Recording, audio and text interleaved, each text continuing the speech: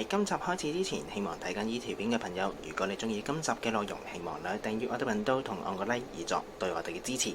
哇！又嚟到長毛教室啦！而家見到台面上面有雞啦，有鮑魚喎，呢個組合好似曾相識咧，咪等於阿媽廚房個鮑魚雞湯。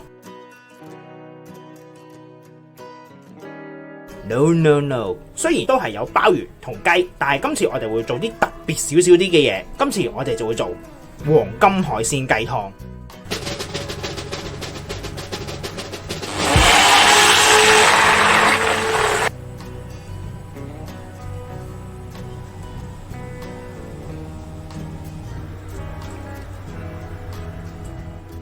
咁話明黃金海鮮雞湯啦，今日唔少得雞湯噶嘛，就會用翻自製嘅簡易百搭雞湯嚟做一個湯底。跟住我哋就會加半隻雞啦，會有鮑魚啦，仲有虎蝦，再加埋假翅。呢個其實係仿魚翅嚟嘅，只不過做到魚翅咁嘅效果，增加翻我呢個湯嘅可觀性啊！感覺上個湯貴價啲啊嘛，同埋保育下啲鯊魚可以。呢一個組合又點樣可以稱得為黃金湯呢？梗係唔少得最重要嘅一種材料，嗰一樣就係南瓜。有幾種嘅，呢一隻就係栗子南瓜，呢一隻呢就係日本嘅貝貝南瓜，仲有我哋平時大個嘅澳洲南瓜。呢三款南瓜有咩分別？其實最主要係佢肉質，有啲南瓜呢，佢係淨係黃色嘅，咁有啲南瓜就好似一隻咁啦，偏橙橙地嘅。視乎翻，如果你想打出嚟個湯呢，係可能偏向橙橙黃黃，可以用翻澳洲或者 Bitternut 嗰啲，想偏翻黃少少，你可以用翻普通嘅栗子南瓜或者日本南瓜都可以。跟住就係貝貝南瓜。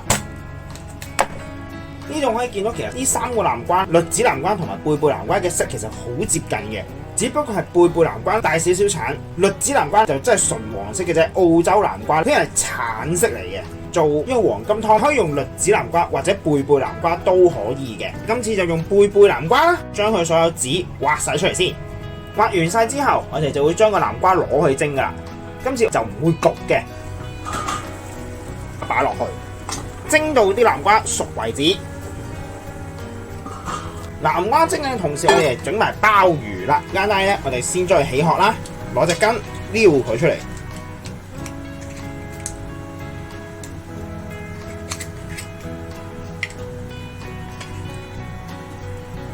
去完晒之後，就將個鮑魚嘅內臟搣咗佢，唔要嘅我哋。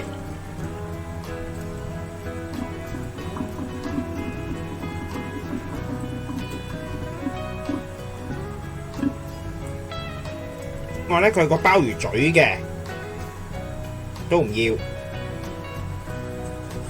就係咁樣樣啦。先用粗鹽洗一洗佢，即係我度加啲鹽啦，將我哋嘅鮑魚倒晒落去，再喺上面加啲鹽。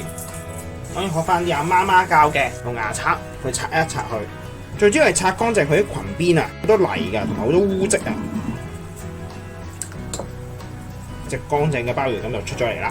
鮑魚洗完啦，已經係白雪雪嚟，而家全部都先擺翻落去雪櫃先，處理第二樣嘢啦。然後就到個湯啦，本身會用雞湯嘅，但係話明鮑魚雞湯冇人淨用雞湯咁 dry 噶嘛。我哋會另外會補多半隻雞落去嘅，原件半隻擺落去又得。切開擺落去都得，冇所謂嘅。準備多2嚿豬骨，等個湯多少少鮮味啊，先出咗水去。如果就咁擺落雞湯煮，有機會令到雞湯濁咗嘅，因為佢會有啲血水出嚟嘅。凡親有骨頭嘅嘢，會建議係用凍水出水嘅，先可以將骨頭裏邊污糟嘢，尤其啲血水啊、雜質咧帶翻得到出嚟嘅。我哋先擺幾片薑，然後放啲葱落去，之後擺雞同埋豬肉。先開大火煮到佢滾起先，亦可落少少料理酒落去，煲滾咗之後就可以熄火，然後倒翻晒所有材料出嚟，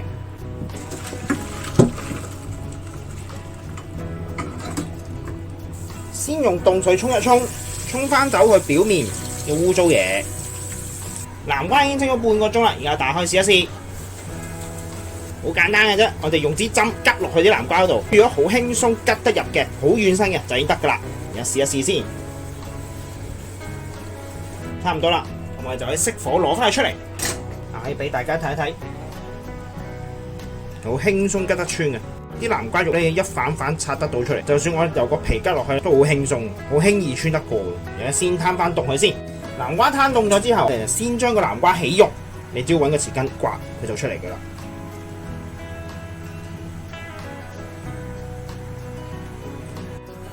然後 blend 呢個南瓜肉啦，我哋會加翻少少雞湯落去一齊 blend，個味就唔使驚沖淡咗啊。然後用 hand blend 或者普通嘅 blender 都得。再加多少少，等佢達到流動嘅效果啊！差唔多啦。blend 完之後都係需要將佢先過一過篩嘅，隔晒出嚟之後，我哋就可以倒翻落去個雞湯裏邊噶啦。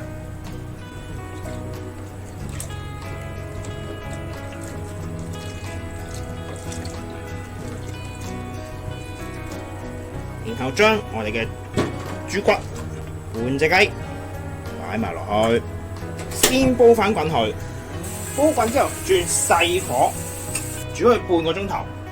咁同時間亦都要將面頭嘅泡不走去嘅。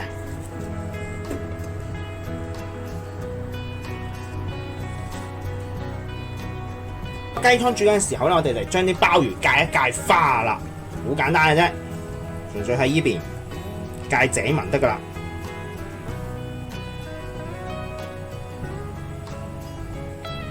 界晒之後，先擺開一邊先，已經煲咗半個鐘啦，擺埋啲鮑魚仔落去，然後開翻中火煲翻滾佢先。煲翻滾之後，轉翻做細火煮佢大概半個鐘頭至1個鐘頭。已經1個鐘頭啦，呢個時候我哋可以熄火，先焗佢半個鐘。跟住我哋就會處理啲苦蝦，基本上係原隻擺落去嘅。你哋可以買新鮮蝦都得嘅，新鮮蝦就會煮出嚟會多種鮮甜嘅香味噶啦。會將個頭剪齊佢得噶啦，啲腳仔咧可以收一收嘅。呢條角剪咗佢，就係咁樣樣啦。都可以挑埋腸佢出嚟嘅。唔去學挑腸嘅方法係點咧？喺蝦尾呢個位置落手嘅，揾支針或者竹籤吉落去，挑佢出嚟。成條蝦腸出咗嚟㗎啦！當啲蝦處理好晒之後，揾水沖一沖佢先。最後我哋就可以落埋啲蝦啦。我哋就要先煲翻滾個湯先，因為始終係海鮮啊，將啲蝦連埋殼擺埋落去啦。好快熟嘅啦，啲蝦分零2分鐘就熟㗎啦。啲蝦都已經得啦，全部變晒色，就夾翻佢出嚟先。你擺得太耐咧，佢就會好老啊。我哋另外畢大概一半啦。呢邊我哋先熄咗火先，剩低嘅我哋先焗一焗佢。焗緊嘅同時可以煮埋個仿魚翅。仿魚翅其實好簡單嘅，因為佢本身熟㗎。呢啲就係仿魚翅啦。市面上有2隻嘅，一隻叫素翅，一隻仿魚翅。仿魚翅你可以睇咗頭先嘅成分表嘅，佢係落咗 gelatin 嘅，其實都係動物性蛋白嚟嘅。唔好以為 gelatin 係素啊，其實唔係噶 ，gelatin 係用咗動物性嘅膠質嚟提煉噶。咁如果素翅嗰啲唔係嘅，素翅咧佢係用 agar-agar， 即係用呢個大菜糕粉做嘅，所以2隻唔同嘅。先滾水沖一沖佢之後，得翻部分嘅湯出嚟煮呢個仿翅啦。先煲翻滾個湯底，煲滾咗之後，我哋可以落咗一半嘅仿魚翅落去先。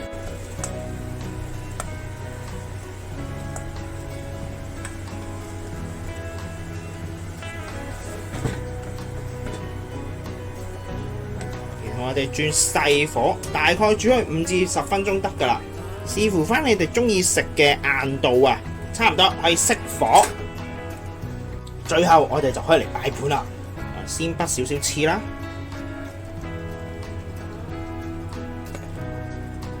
攞1、2隻鮑魚落去。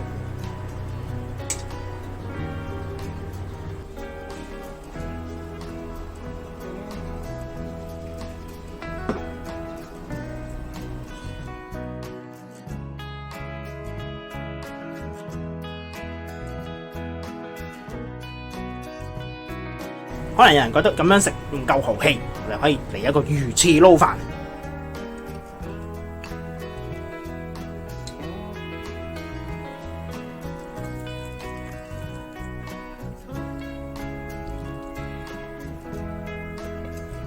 今集呢個黃金海鮮雞湯亦都完成咗，咁希望大家中意啦。我哋下集再見，拜拜。今集亦都差唔多啦，多謝各位收睇。詳細食譜我哋會上傳喺 Facebook 專頁度，有興趣嘅話可以上去查閱。另外，如果中意我哋頻道嘅話，希望可以訂閱我哋頻道同按個 like，以作對我哋嘅支持。希望大家中意啦，我哋下集再見，拜拜。